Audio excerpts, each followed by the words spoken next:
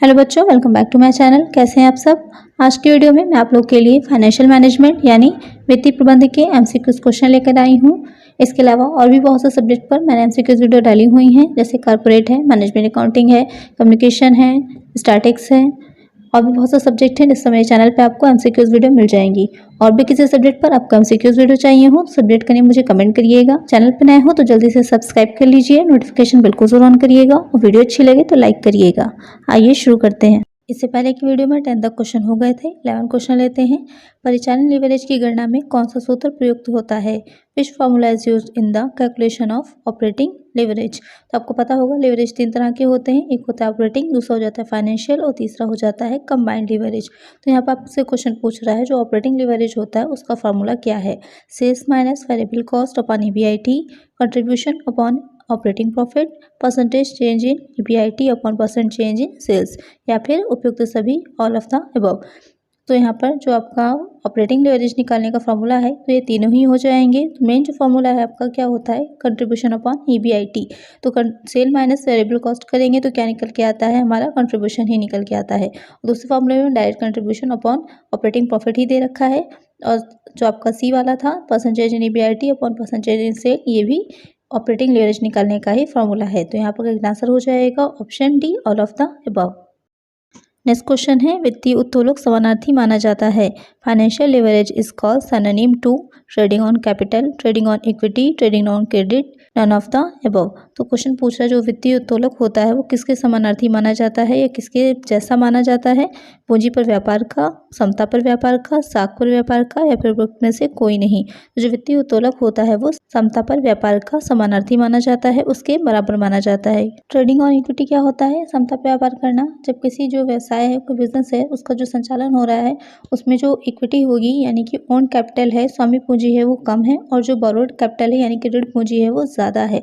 तो इस तरह का जो बिजनेस होता है वो क्या कहलाता है? Trade on equity. तो यहाँ पर जो वित्तीय उत्तोलक होता है यानी कि फाइनेंशियल लीवरेज, उसमें भी क्या निकाला जाता है? उसका फॉर्मूला आपको पता ही होगा, ईबीआईटी अपॉन ईबीटी। तो वहाँ पर भी earning before interest and tax और अर्निंग बिफोर टैक्स, इसके बीच के ही डिफरेंस को, इसके बीच में जो भी उसका रेशियो है, जो अनुपात है, उसी को बताता है। तो यहाँ पर करेक्ट आंसर हो जाएगा ऑप्शन बी। नेक्स्ट क्वेश्चन है, संयुक्त लीवरेज का सूत्र है the formula of combined leverage is C upon EBT, C upon ETB, C upon TEB, उपयुक्त में से कोई नहीं, नन ऑफ द अबव।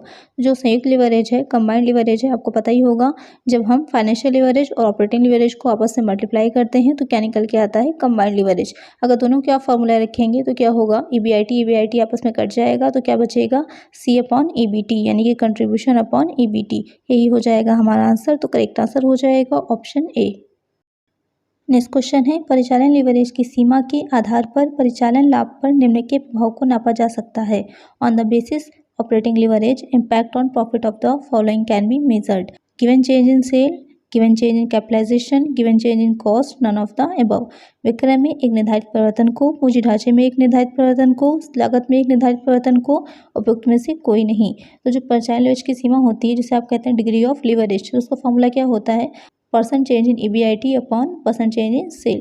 तो उसमें किसके आधार पर नापा जा सकता है, किसके प्रभाव को? तो वहाँ पर परिचालन लीवरेज की सीमा के आधार पर परिचालन लाभ में किसके प्रभाव को नापा जाता है? विक्रय में एक निर्धारित परिवर्तन को, गिवन चेंज इन सेल। तो यहाँ पर करेक्ट आंसर हो जाएगा option A.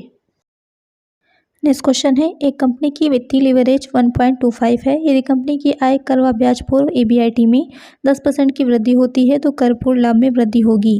A company's financial leverage is 1.25 times if EBIT increases by 10%, profit before tax will increase by 2.5%, 12.5%, 25%, none of the above. तो आपसे क्वेश्चन में बताया गया है कि जो फाइनेंशियल लीवरेज है वो है 1.25 टाइम्स और ये बता रखा है कि जो ईबीआईटी है उसमें अगर 10% की इंक्रीज हो रहा है, वृद्धि हो रही है, तो फिर ईबीटी कितनी होगी?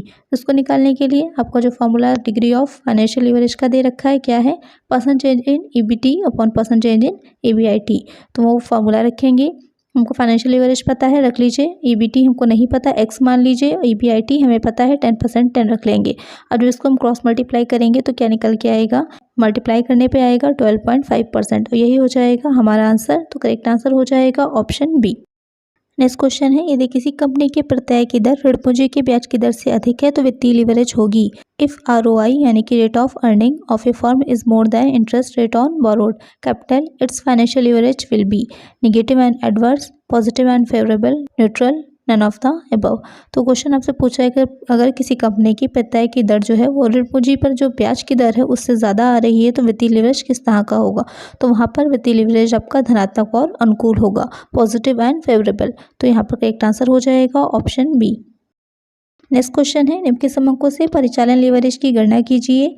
Calculate operating leverage from the following data. Sales 2 lakh units at ₹2 per unit 4 lakh की है। वेरिएबल कॉस्ट है पर यूनिट आपकी 0.70 पर यूनिट, और साथ में फिक्स्ड कॉस्ट दे रखी है कितने की 2 लाख की, और बता रखा है इंटरेस्ट चार्जेस ऑन डेब्ट कैपिटल कितने की 7,336 की। आपको क्या निकालना है, इसमें परिचालन लीवरेज यानी कि ऑपरेटिंग लीवरेज निकालना है। तो इसका सबसे पहले फॉर्मूला क्या होता है ये देख लीजिए। फॉर्मूला होता है इसका कंट्रीब्यूशन अपॉन EBIT। तो हमें क्या निकालना है, पहले कंट्रीब्यूशन उसके बाद EBIT। तो सेल आपके क्वेश्चन में दे रखी थी 4 लाख की, लिख लेंगे। उसमें से जब हम वेरिएबल कॉस्ट को लेस कर देंगे तो क्या निकल आएगा, हमारा कंट्रीब्यूशन कितना आ जाएगा 2,60,000। उसके बाद अब हमें चाहिए EBIT। तो उसके लिए क्या करते हैं, कंट्रीब्यूशन में क्या चीज़ें ऐड होती हैं आपको पता ही होगा, फिक्स्ड कॉस्ट और प्रॉफिट। तो जब हम फिक्स्ड कॉस्ट को लेस कर देंगे तो क्या निकल के हमारा आ जाएगा EBIT, earning before interest and tax. अब साथ में जो आपके इंटरेस्ट चार्जेस दे रखे हैं तो यहाँ पर उसकी कोई ज़रूरत नहीं है। अगर आपको आगे फाइनेंशियल लीवरेज निकालना होता तो उसको हम लेस करते तो निकल के हमारा EBT आता, लेकिन हमको यहाँ पर सिर्फ EBIT ही निकालना है ऑपरेटिंग लीवरेज के लिए, तो इससे आगे हम इसे नहीं देखेंगे। उसके बाद अब हम फॉर्मूले में रख देंगे कंट्रीब्यूशन अपॉन EBIT, सॉल्व कर लेंगे तो कितना निकल के आएगा 4.33। यही हो जाएगा हमारा आंसर। तो करेक्ट आंसर हो जाएगा यहाँ पर ऑप्शन ए। नेक्स्ट क्वेश्चन है, निम्न समकों से वित्तीय उत्तोलन की गणना कीजिए। Find out financial leverage from the following data. यहाँ पर आपका नेटवर्थ दे रखी है 25 लाख की, डेब्ट इक्विटी का रेशियो दे रखा है 3:1, इंटरेस्ट रेट दे रखा है 12%, ऑपरेटिंग प्रॉफिट है 20 लाख। तो आपको यहाँ पर EBIT और EBT निकालनी है। तो उसके लिए क्या करेंगे, यहाँ पर हमको ये नहीं पता है कि कितना इंटरेस्ट है, तो उसको लेस करने हमें खाली इंटरेस्ट का रेट पता है। तो उसके लिए सबसे पहले हमें डेप्ट निकालना होगा। उसमें आपका नेटवर्थ क्वेश्चन में ही दे रखी थी, तो डेप्ट इक्विटी का जो रेशियो दे रखा था तो उसको सबसे पहले हम फॉर्मूले में रखेंगे नेटवर्थ इंटू 3। तो 25 लाख में 3 से मल्टीप्लाई कीजिएगा तो हमें पता चल जाएगा डेप्ट कितना था 75 लाख का। अब EBT निकालने के लिए क्या करना है, हमें इंटरेस्ट को लेस करना है। तो यहाँ पर हमें ये पता है कि 75 लाख का यानी 75 लाख की डेप्ट है, 12% उस पर निकालेंगे तो हमें पता चल जाएगा कितना इंटरेस्ट होगा। तो यहाँ पर 9 लाख इंटरेस्ट निकल के आएगा, जिसे हम जो EBIT है यानी कि ऑपरेटिंग प्रॉफिट उससे लेस कर देंगे तो EBT यानी अर्निंग बिफोर टैक्स कितना निकल के आया 11 लाख का। अब हम इसे फॉर्मूले में रखेंगे, सॉल्व कर लेंगे तो कितना निकल के आएगा 1.82। यही हो जाएगा हमारा आंसर। तो यहाँ पर करेक्ट आंसर हो जाएगा ऑप्शन बी। नेक्स्ट क्वेश्चन है, एक परियोजना की लागत 2 लाख है, कर के बाद किंतु राशि की पूर्ण रोकड़ा अर्जन प्रतिवर्ष 50,000 है, अदायगी अवधि ज्ञात कीजिए। A project cost of ₹2 lakh, cash inflow after tax and before depreciation is 50,000 per year. Find out pay back period 3 year, 3.5 year, 4 year, 4.5 year. Pay back period निकालने का आपको फॉर्मूला आपको पता ही है क्या होता है, net investment upon annual cash flow. Net investment question में दे रखी है 2 लाख की, और एनुअल कैश इनफ्लो भी बताया है 50,000 का। फॉर्मूले में रख देंगे, सॉल्व कर देंगे, डिवाइड करेंगे तो कितना आएगा 4 ईयर्स। यही हो जाएगा हमारा आंसर। तो करेक्ट आंसर हो जाएगा ऑप्शन सी। नेक्स्ट क्वेश्चन है, मुद्रा का समय मूल्य गणना में शामिल किया जाता है। Time value of money is considered in calculating net present value, pay back period, accounting rate of return, none of the above. तो आपका जो मुद्रा का समय मूल्य की गणना की जाती है उसमें कौन सी चीज़ शामिल की जाती है, शुद्ध वर्तमान मूल्य, अदायगी अवधि, लेखांकन की प्रत्याय दर, इनमें से कोई नहीं। तो उसमें शामिल किया जाता है शुद्ध वर्तमान मूल्य यानी कि net present value. Correct answer हो जाएगा यहाँ पर ऑप्शन ए। आज की वीडियो में इतना ही, मिलते हैं नेक्स्ट वीडियो में कुछ और नए क्वेश्चंस के साथ।